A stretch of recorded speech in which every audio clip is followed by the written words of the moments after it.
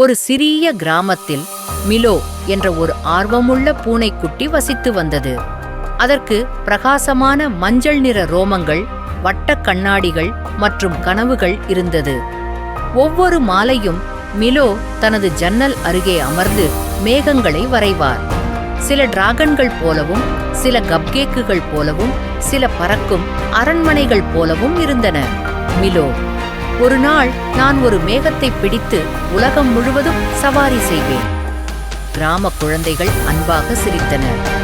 வாத்துக்குஞ்சு: மிலோ, உன்னால் மேகங்களை பிடிக்க முடியாது. ஆட்டுக்குட்டி: அவை மிகவும் பஞ்சு போன்றவை மற்றும் தொலைவில் உள்ளன. ஆனால் மிலோ நம்பினார். அவர் சுழலும் கைகள் மற்றும் ஒரு சிறிய பலூன் கூடையுடன் ஒரு பெரிய மர இயந்திரத்தை உருவாக்கினார். அவர் அதை நீல வண்ணம் தீட்டி, மேகப்பிடிப்பவர் அணில், அது ஒருபோதும் பறக்காது.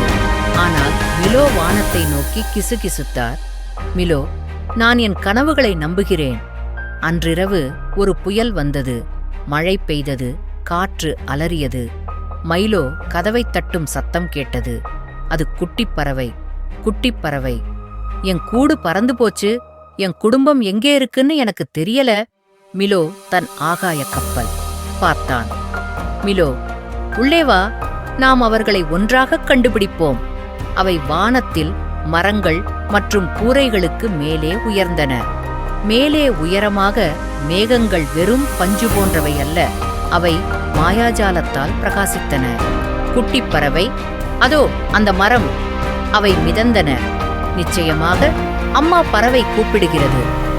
அம்மா பறவை: நீ அவனை வீட்டிற்கு அழைத்து வந்தாய். நன்றி. மறுநாள் காலை கிராமம் கூடிற்று. வாத்துக்குட்டி: உன் இயந்திரம் வேலை செய்ததா? ஆட்டுக்குட்டி: நீ பறந்துவிட்டாயா?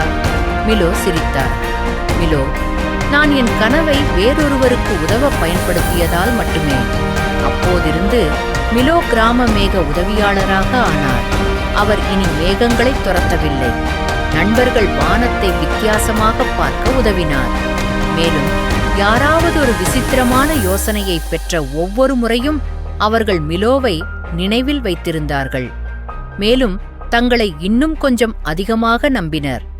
மற்றவர்களுக்கு உதவ நாம் கனவுகளை பயன்படுத்தும்போது அவை வலுவடைகின்றன.